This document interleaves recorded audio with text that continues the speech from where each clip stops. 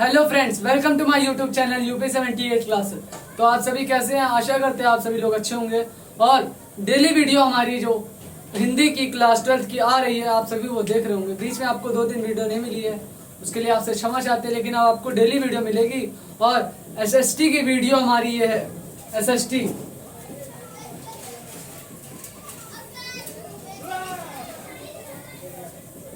Class लिख देते हैं हम, जिसके लिए है क्लास 10th के लिए है SST की वीडियो। और जो हमारा यूरोप में राष्ट्रवाद का उदय,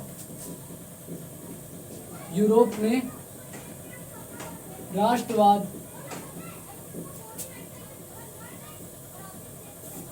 उदय, ठीक है। यूरोप में राष्ट्रवाद का उदय, हमने आपको ये चैप्टर स्टार्ट करा दिया था और आपसे क्या कहा था, इसका एंड करके हम अगले चैप्टर पे जाएंगे और फिर उस चैप्टर का एंड करेंगे। अब आपको ऐसे ही हर एक चैप्टर में थोड़ी एडिंग कंप्लीट कराई जाएंगी, ताकि आपका चैप्टर जल्दी से जल्दी कंप्लीट हो जा सके, ठीक है, कंप्लीट कराया जा सके। और आप सभी को कम समय में अच्छे से जो हमारा चैप्टर है यूरोप में राष्ट्रवाद, कम पार्ट में और कम समय में आपको अच्छे से समझाया जाए, ठीक है। तो हमने आपको हल्का सा इंट्रोडक्शन दे दिया था कि राष्ट्रवाद यूरोप में कैसे उत्पन्न हुआ था, लेकिन आज फिर हम उसी पॉइंट से अपने आज की क्लास का शुरुआत करेंगे और इसको समझेंगे कि यूरोप में राष्ट्रवाद कैसे उत्पन्न हुआ और क्या इसके जो कारण है वो नेक्स्ट वीडियो में, फिर उसके फायदे नुकसान सबकी बात होगी। बस शुरू करा है, खत्म भी होगा, ठीक है। शुरू करा है इसका तो अंत भी होगा। सबसे बड़ी बात होती है शुरू करना, किसी भी चीज को स्टार्ट करना। क्या है? 18वीं शताब्दी में लगभग यूरोप में 18वीं शताब्दी की बात हो रही है और यूरोप में राजतंत्र शासन प्रणाली थी और वहां के लोगों पर कुलीन वर्ग क्या है तथा समाज में कुलीन वर्ग का प्रभुत्व था। यह आपको याद रखना है, क्योंकि यहाँ से कुलीन वर्ग से स्टार्टिंग हो गई और ये कुलीन वर्ग क्या है अभी आपको सब समझ में आएगा। लिखते जाइए, कुलीन वर्ग क्या है? कुलीन वर्ग है हमारा जो 18वीं शताब्दी में लगभग संपूर्ण यूरोप में, ठीक है, कुलीन वर्ग के लोग वहां रहते थे और वहां के लोगों पर अपना शासन चलाते थे कि ये काम उनके हिसाब से होगा। यह हम अपनी भाषा में आपको बता रहे, जब आप बुक पढ़ेंगे तो बिल्कुल ठीक यही उसका अर्थ सामने निकल कर आएगा।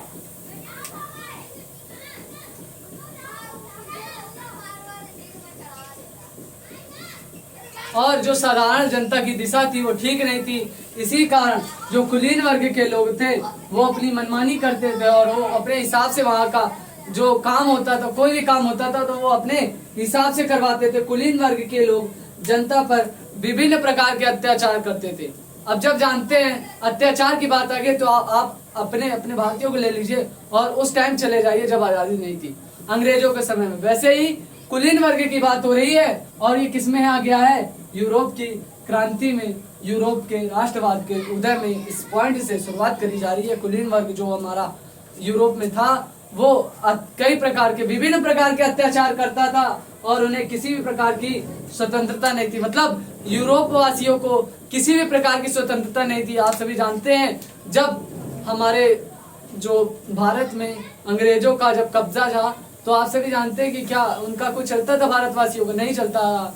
लेकिन एक पतले दुबले से आदमी ने, गांधी जी ने पूरे देश को आजाद करा दिया, ठीक है।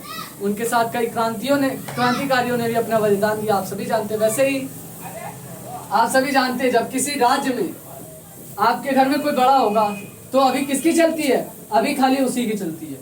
जब तक वो कहेगा ये काम होगा तो वही होगा, आप उसको मना नहीं कर सकते। तो वैसे ही क्या ही है, ये नहीं कि वो आप पे अत्याचार करते, लेकिन यहाँ पे दूसरी बात आ गई, अत्याचार की बात आ गई। लेकिन जो बात वो कहेंगे आप वो मानोगे और जो आपकी बात खिलाफ होगी वो भी, लेकिन वो आपको करना तो पड़ेगा ही, क्योंकि वो आपसे ताकतवर है। जैसे कि आप अपने घर को न लीजिए, यहाँ पे कुलीन वर्ग की बात हो रही है। अगर कोई बड़ा है बाहर का तो वो कहेगा आपको सुनना पड़ेगा। तो वैसे ही कुलीन वर्ग की बात हो गई तो यूरोप वासियों पे अत्याचार करते थे और उन्हें अपनी बात मनवा के काम करवाते थे, ठीक है। यहीं से उदय हुआ था राष्ट्रवाद का यूरोप में, ठीक है। और परिणाम स्वरूप यूरोप की जनता में विद्रोह उत्पन्न हो गया।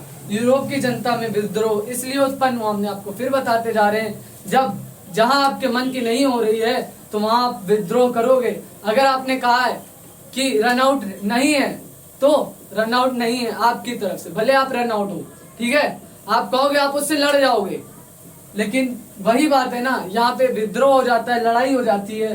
तो विद्रोह कहाँ से हुआ? कुलीन वर्ग से हुआ, क्योंकि वो उस पर अत्याचार करते थे और उनकी बातों अपनी बातों को मनवा कर उनसे अपने काम करवाया करते थे और उन पर अत्याचार करा करते थे। और यहीं से विद्रोह की भावना उत्पन्न हुई और स्वतंत्रता प्राप्त करने के लिए अनेक प्रकार की योजना बनाने के बावजूद, ठीक है, स्वतंत्रता प्राप्त करने के लिए हमारे भी भारत के लोगों ने कई प्रकार के योजनाएं बनाई, लेकिन उनमें से कुछ ही सफल हो पाई थी और कुछ नहीं हो पाई थी, ठीक है। इसलिए यूरोपवासियों ने भी कई योजनाएं बनाई कुलीन वर्ग से स्वतंत्रता पाने के लिए, ठीक है, कुलीन वर्ग से स्वतंत्रता पाने के लिए और बुद्धिजीवों से नेतृत्व करने के लिए। ये जो हमारे कुलीन वर्ग थे, बुद्धिजीव जिनको कहा जा रहा है, इसमें बुद्धिजीवियों को ही कहा जा रहा है, और इनसे नेतृत्व में अत्याचारी शासकों के समक्ष अपनी मांग रखनी शुरू कर दी। जो हमारे अत्याचारी शासक थे हमारे कुलीन वर्ग के,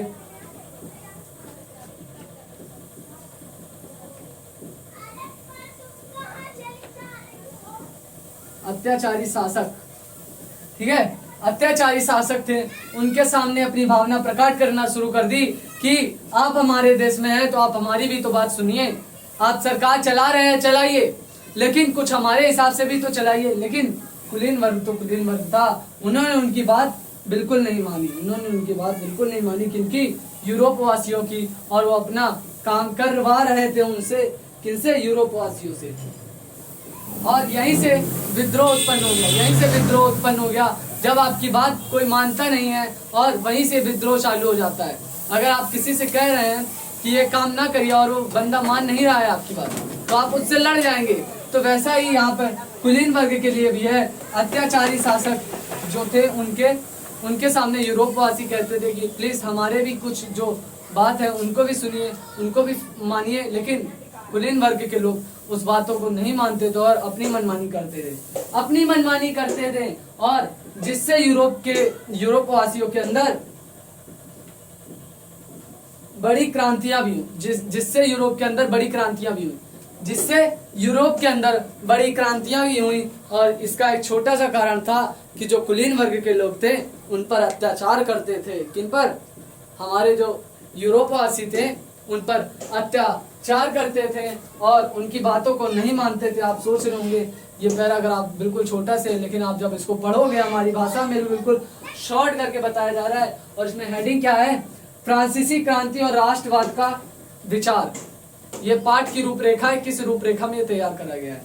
अगला क्या है? यूरोप में राष्ट्रवाद का निर्माण। देखिए निर्माण हो चुका है कुलीन वर्ग से, बिल्कुल शुरुआत करी जा रही है। और अगला क्या है? क्रांतियों का युग 1830 से 1848, ठीक है, 1830 से 1848। और जर्मनी और इटली का निर्माण, इटली देश, ठीक है, और राष्ट्रवाद की दृश्य कल्पना, इटली शहर, ठीक है, देश नहीं। और देखिए क्या बोल रहे हैं उसमें कि हमारा दृश्य कल्पना और राष्ट्रवाद और साम्राज्यवाद, ये हमारे 5 पॉइंट, ठीक है, 5 पॉइंट है। ये 5 पॉइंट की रूपरेखा है, खाली 5 पॉइंट की रूपरेखा है। उसी के अंदर हमारा चैप्टर उन्हीं के एरिया में है, ठीक है। बिल्कुल हमने एक बड़ा सा पैराग्राफ अपनी छोटी बात में हमने कवर करा दिया गया है। आपको ये बात समझ में आ गया होगा। अब उसके आगे आते हैं।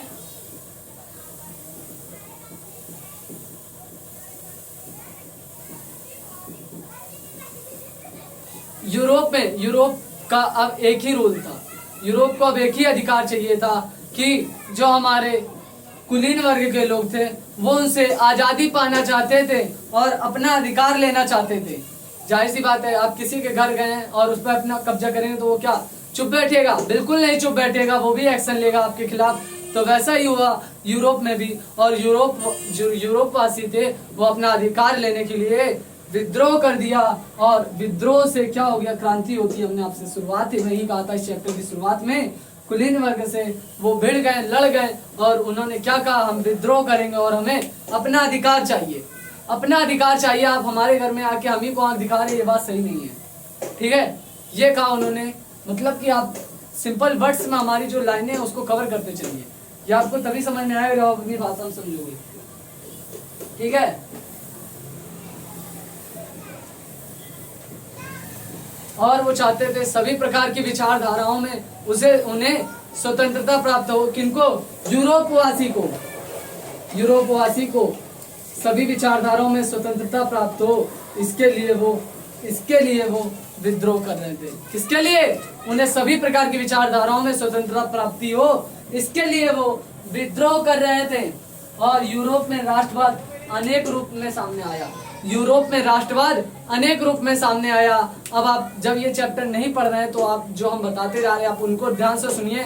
आपको एक कहानी इंटरेस्टिंग बनाने के लिए बिल्कुल सिंपल से तरीके से आपको बताते जा रहे हैं, और बड़ी से बड़ी हेडिंग को हम आपको क्लियर कराते चलेंगे, ठीक है।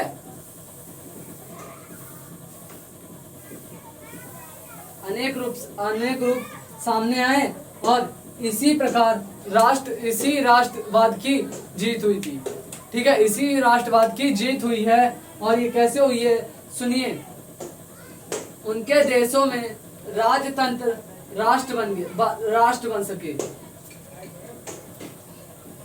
उनका देश स्वतंत्र राष्ट्र बन सके, उनका देश स्वतंत्र राष्ट्र बन सके, ठीक है। इसीलिए